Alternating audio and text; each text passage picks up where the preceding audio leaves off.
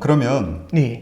이제 그 매크로 관점, 그러니까 거시적인 관점에서 이렇게 네. 현재 시장을 보셨을 때 네. 어떻게 해석을 해야 될까요? 우리한테 정말 그 유리하고 불리하고 뭐 이런 관점이 있지 않습니까? 아, 네. 예.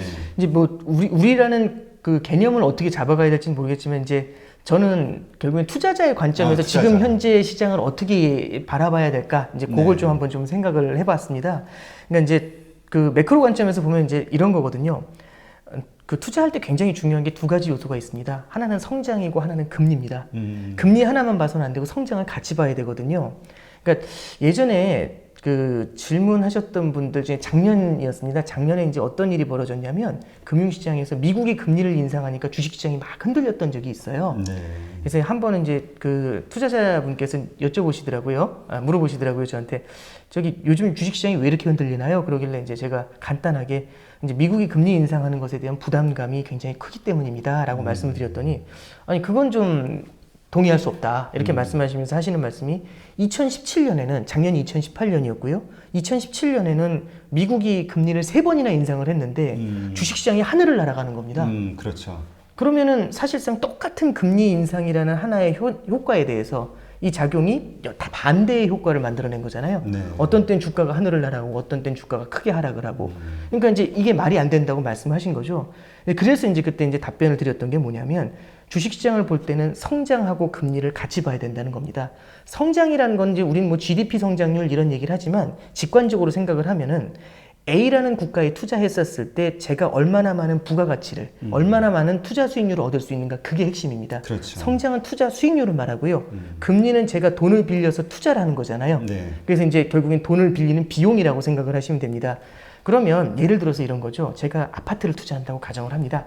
근데 이제 제가 중요한 정보를 얻어서 이 옆집에 있는 아파트가 한 20% 오를 거라는 걸 확신을 얻었습니다. 네. 그럼 저는 성장 쪽에서 20%의 수익을 보고 있는 거잖아요. 네. 네. 근데 이제 금리가 오를 것 같습니다. 그래서 저희 어머니가 전화를 주신 거죠. 저기 대출 금리가 1% 정도 오른댄다. 이렇게 말씀을 하시는 겁니다. 그런 건 이제 사뿐히 이제 그런 그렇죠. 얘기를 들을 필요가 없죠. 20%가 20%가 중요한 거죠. 금리가 오르더라도 성장이 세게 나오면 수익률이 많이 날 수 있으면 얼마든지 질러도 됩니다. 예. 그래서 두 개를 같이 보셔야 되는 거죠. 근데 지금 상황을 보시면 뭐가 문제냐면은 미국이 금리를 인하합니다. 네. 근데 미국이 금리를 인하하는데 성장 사이드에서 지금 문제가 생깁니다. 어떤 문제가 생긴 거냐면 뭐 너무나 유명한 얘기잖아요. 무역 전쟁이 생기고 환율 전쟁이 성행하고 있습니다. 이렇게 결국에는 함께 힘을 합쳐가지고 성장을 만들어내는 것도 모자란데 서로 굉장히 작은 성장에서 만들어낸 작은 파이를 어떻게 해서든지 내가 많이 먹으려고 노력을 하는 구조지 않습니까? 예, 그렇죠. 이러면 전체적인 성장의 파이가 줄어들게 됩니다. 네. 그 얘기는 뭐냐면 금리가 낮아지는데 성장이 더 빠르게 위축이 되잖아요. 금리 인하하면 주가가 오르느냐? 그러지 않을 수 있습니다. 그렇죠. 오히려 금리를 인하해도 성장이 세게 주저앉아 버리면 주가가 무너질 수 있죠. 그래서 최근에도 이제 굉장히 많이 궁금해 하시는 게 금리를 인하하면 주가가 막 하늘을 날아갈 줄 알았는데 왜 이렇게 시장이 흔들리냐? 그렇죠. 왜 환율이 이렇게 흔들리냐? 이런 말씀들 많이 하시거든요. 정확한 답변은요. 금리가 낮아졌지만 금리가 낮아지는 속도보다 성장이 무너지는 속도가 빠르기 때문입니다.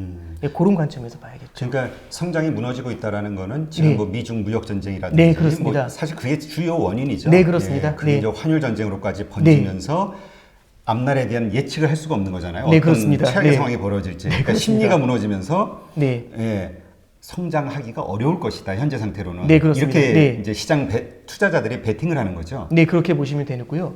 조금만 더 그 부연 설명을 좀 드리면, 그러니까 이게 그 약간 추상적으로는 와닿으실 수가 있어요. 네. 무역 전쟁 하면 뭔가 어쨌든 좀 성장에는 안 좋을 것 같네. 환율 전쟁 하면 일단 어감 자체가 조금 안 좋으니까 뭔가 안 좋을 것 같네. 이렇게 생각이 드실 수 있는데요. 제가 조금만 좀 네. 조금 시간이 걸리더라도 구체적으로 조금 말씀드리겠습니다. 이 무역 전쟁이 갖고 있는 가장 큰 문제는요. 이런 게 문제입니다. 예를 들어서 두 나라가 있다고 가정을 해보죠. 예. A 국가하고 B 국가가 있습니다. A 국가는 스마트폰을 잘 만들어요. 낮은 가격에 훨씬 고품질의 스마트폰을 만듭니다. 네. B 국가는 자동차를 잘 만듭니다. 네. 낮은 가격에 훨씬 더 좋은 자동차를 만드는 거죠. 그럼 이 두 나라는 서로 교역을 하면 됩니다. 그러면 A 국가에 있는 소비자들은 B 국가에서 만들어낸 고품질, 가성비가 굉장히 높은 그런 자동차를 사들일 수가 있는 거죠. 가격이 낮아지면 수요가 올라옵니다. 예전에는 굉장히 좋지 않은 자동차를 1,000만 원에 샀어야 되는데 네. 300만 원에 훨씬 좋은 자동차가 나오고 있는 그렇죠. 거죠. 그럼 수요가 늘어나게 됩니다. 소비를 더 많이 하게 되고 소비를 더 많이 하게 되면 이 비국가는 그만큼 더 생산을 늘리게 되겠죠. 그렇죠. 그건 결국에 뭘로 만들어지냐면 결국에는 공장이 생산을 늘리고 고용을 늘리고 고용을 늘리면 그만큼 소득이 늘고 소득이 늘면서 점점 더 선순환으로 접어들게 되죠. B국가도 마찬가지입니다. A국가로부터 스마트폰을 수입을 해서 훨씬 더 좋은 가격에 물건을 만들어낼 수 있는 거죠. 근데 재밌는 게 뭐냐면 무역전쟁이라는 건 이걸 끊어놓습니다. 그럼 A국가는 훨씬 더 높은 가격에 가성비가 안 나오는 제품의 성능도 좋지 않은 그 물건을 사야 되는 거죠. 가격이 올라가면 수요가 위축이 됩니다. 그렇죠. B국가도 가격이 올라가니까 수요가 위축이 됩니다. 그럼 전체적으로 무역전쟁은 뭘 만들어내냐면 글로벌리 수요의 위축을 만들게 되죠. 예. 수요가 줄어든다는 건 뭘 말하는 거냐면 전 세계에서 공급은 쏟아지는데 사들이는 사람이 없습니다. 파는 사람은 많은데 사는 사람이 없으면 가격이 계속 떨어지겠죠. 그렇죠. 가격이 계속 떨어지면 공장이 마진을 못 내니까 기업이 마진을 못 내니까 투자를 줄일 겁니다. 투자를 줄이면 그만큼 고용이 줄 거고요. 고용이 줄면 소득이 줄 거고 소득이 줄면 수요가 줄어들겠죠. 수요가 줄면 마찬가지로 아까 말씀드린 가격이 떨어지고 이제 투자가 줄고 이제 기업 마진이 줄고 이런 이제 악순환에 접어들게 되는 그런 문제가 생기죠. 그래서 이제 처음으로 돌아가서 말씀드리면 무역 전쟁은 실제로 수요 결국에는 성장을 갖다가 위축시킨다. 이렇게 정리할 수가 있습니다. 그리고 이제 환율 전쟁도 간단하게 말씀드리면 환율 전쟁은 간단하게 말씀드리면 이런 겁니다. 나만 살면 된다는 얘기죠. 어느 시장이나 방금 전에 말씀드렸던 것처럼 파는 사람하고 사는 사람이 있습니다. 그렇죠. 이제 파는 사람하고 사는 사람이 있는데 문제는 이거죠. 사는 사람 입장에 그냥 경기가 어려우면 누구나 다 물건을 팔아가지고 돈을 벌고 싶지 빚을 내서 뭔가 물건을 사가지고 손해를 보고 싶지는 않을 겁니다. 그렇죠. 그럼 너도 나도 물건을 팔고 싶습니다. 그럼 내가 남들보다 더 물건을 많이 팔려면 저 사람들보다 뭔가 경쟁력이 있어야 되거든요. 근데 가장 쉬운 경쟁력은 가격 경쟁력입니다. 자국의 통화 가치를 떨어뜨려서 수출 경쟁력을 높여주는 거죠. 너도 나도 경쟁적으로 자국 통화 가치를 낮춰서 수출만 하려고 합니다. 그럼 어떤 문제가 생기냐면 전 세계 모든 사람들이 팔려고만 하고요. 사는 사람이 없습니다. 똑같은 문제가 생기죠. 수요가 줄어들게 되고 결국에는 가격이 떨어지고 기업 마진이 줄면서 디플레이션이라는 악순환으로 접어들 수 있죠. 그래서 환율 전쟁하고 무역 전쟁이라는 거는 둘 다 글로벌 성장을 위축시키는 굉장히 큰 악재다라고 볼 수 있고요. 이게 시간을 두고 굉장히 지리하게 끌려가면은 기업들이 투자를 못 하게 됩니다.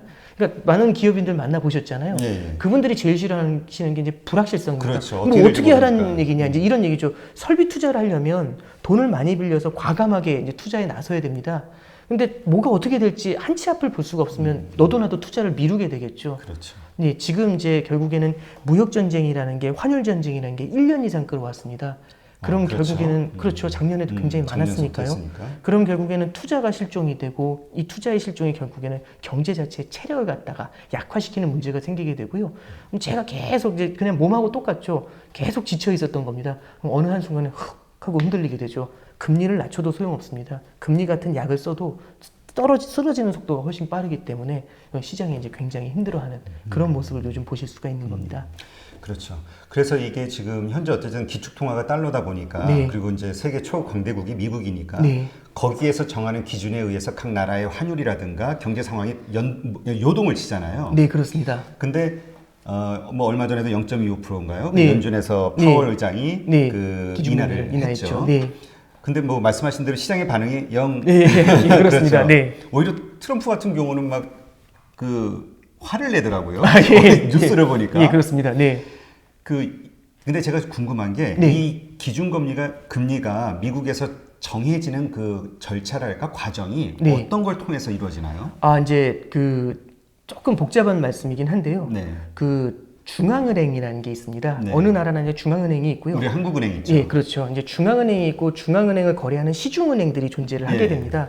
이 중앙은행이 기준금리를 결정을 하게 되고요. 예를 들어서 시중에 돈이 너무 많습니다. 그럼 중앙은행은 기준금리를 올립니다. 기준금리를 올리게 되면 그만큼 시중에서 돈을 빨아들일 수가 있겠죠. 기준금리를 올린다는 거는 이렇게 생각을 하시면 돼요. 아까 전에 금리는 돈의 값이라고 말씀을 드렸죠.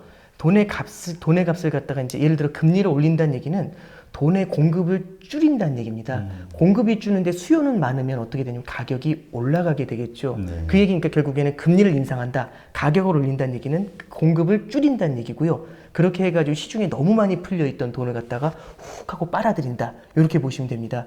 근데 예를 들어 시중에 돈이 모자랍니다. 그럼 너도 나도 아우성을 치죠. 그럼 어떻게 되냐면 금리를 낮춰줍니다. 그럼 돈의 공급을 확 늘리게 되죠. 돈의 공급을 확 늘리게 되면 이제 금리 자체가, 돈의 값인 금리 자체가 내려오는 일이 벌어지겠죠. 그래서 중앙은행이 결국에는 기준금리라는 거를 올리고 내리고 하면서 시중 전체에 있는 금리를 조절하는 그런 역할을 하게 되고요. 미국에서는 이제 그 FRB, 결국은 연방준비제도죠. 연방준비제도에서 45일에 이제 뭐 정확한 숫자라고 보시면 한 달 반입니다. 한 달 반에 한 번씩 FOMC라는 위원회를 열어가지고 우리나라로 따지면 한국은행 금통위하고 똑같습니다. 거기서 기준금리를 올릴지 내릴지 이걸 결정을 하게 되는 거죠. 네, 그래서 7월 말에도 보시면 그때 이제 0.25% 금리를 낮추기로, 그러니까 시중의 유동성 공급을 늘리기로 그렇게 얘기를 한 겁니다. 네. 근데 이제 어느 뉴스를 보니까 지금 이제 트럼프 대통령이 중국을 엄청나게 공격을 하잖아요. 네, 환율 그렇습니다. 조작국으로 지정을 해버리고. 네, 그렇습니다. 그래서 지금 뭐 경제가 세계 경제가 막 요동을 치고 있는데 사실상 중국을 공격한 게 아니라 트럼프의 의도는 연준을 공격한 것이다. 파월 의장을 공격한 것이다. 이런 얘기가 있더라고요. 네, 이제 뭐 그렇게 해석할 수도 있는데요. 뭐 저는 개인적으로 뭐 퍼펙트하게 동의를 하지는 않습니다. 뭐 그런 효과들이 결국에는 나타나겠죠. 궁극적으로는.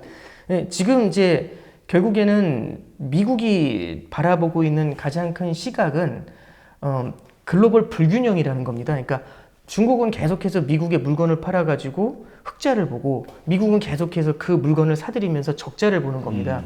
그럼 미국 사람들은 계속 빚을 내가지고 중국의 물건을 사들여가지고 적자를 보는데 이걸 어떻게 계속해서 바라볼 수 있겠느냐 이렇게 말을 하면서 중국한테 얘기를 하는 거죠. 이제 니들이 내 물건 사라고 얘기하는 겁니다. 그래서 한때 이제 그 트럼프 대통령이 그 대선 후보로 나왔을 때, 그 캔디데이트로 나왔을 때 어떤 얘기를 하냐면 중국 애들은 지금 미국을 피기뱅크죠. 그러니까 돼지 저금통으로 본다. 그냥 필요할 때마다 잡아 쓰는 돼지 저금통으로 보는데 난 그건 절대 용납하지 않는다. 이렇게 얘기를 합니다. 그래서 중국을 상대로 해가지고 계속해서 너희들이 우리 물건을 사라 이렇게 얘기하면서 압박을 하는 거죠. 근데 약간 좀 돌아가는 얘기일 수 있지만 요걸 좀 생각해 보실 필요가 있습니다. 그러니까 중국이 지금 미국 물건을 살 만한 여건이 안 됩니다. 아시겠지만 중국의 소비는 미국과 비교하면 굉장히 약한 편이거든요. 그러니까 결국에는 자국의 소비력이 약하니까 성장하기 위해서 다른 나라에 수출을 하면서 돈을 벌게 되는 겁니다. 그렇죠. 근데 결국에는 이 루트를 딱 차단을 해버리는 거죠. 그럼 중국에서는 돈을 벌 수 있는 루트가 없으니까 그만큼 소비력이 줄어들게 되는 거죠. 근데 이제 미국은 계속해서 중국한테 물건을 사라고 압박을 하는 겁니다. 그러면서 예전에는 미국 경기가 좋으면 한국도 그렇고 중국도 그렇고 다 굉장히 경기가 좋았어요. 왜냐하면 뭐 그냥 속된 말로 미국의 성장이라는 떡고물을 같이 공유를 할 수 있었던 거잖아요. 근데 이걸 이렇게 탁 차단을 해놓은 겁니다. 그러니까 미국 혼자 뜨거운 모습이 나타나고 이쪽은 그만큼의 수혜가 가지를 못하는 그런 구조가 되죠. 그러니까 결국엔 이렇게 차단한 다음에 중국한테 너희들이 우리 물건 사라고 계속해서 강요를 합니다. 그럼 중국 경기가 굉장히 힘들어지잖아요. 근데 과거하고 달라진 건요. 전 세계가 다 엮여 있습니다. 예를 들어 애플 같은 경우도 중국에서 나는 마진이 상당히 크다라고 하잖아요. 중국 경기가 어려워지면 결국에는 미국 경기도 흔들리게 됩니다. 그러니까 결국에는 지금 미국을 보면 어떤 일이 벌어지는 거냐면 중국이라든지 다른 넌 US 국가들이죠. 미국 이외의 국가들을 하도 때리니까 얘네들의 경기 둔화가 미국의 경기를 갖다가 휘청이게 만드는 그런 효과가 나타나고 있죠. 그래서 파월 의장이 기준금리를 인하할 때 뭐라고 얘기하냐면 많은 사람들이 반론을 합니다. 아니 미국 경기가 이렇게 좋고 고용도 이렇게 괜찮고 경기도 뜨거운데 왜 금리를 인하합니까? 라고 할 때 파월에 딱 얘기하는 게 뭐라고 했냐면 미국 경기 나쁘지 않은 거 인정합니다. 그런데 역풍이 존재합니다. 그러니까 그 역풍이라는 게 뭐냐면 정확히 정의를 해주죠.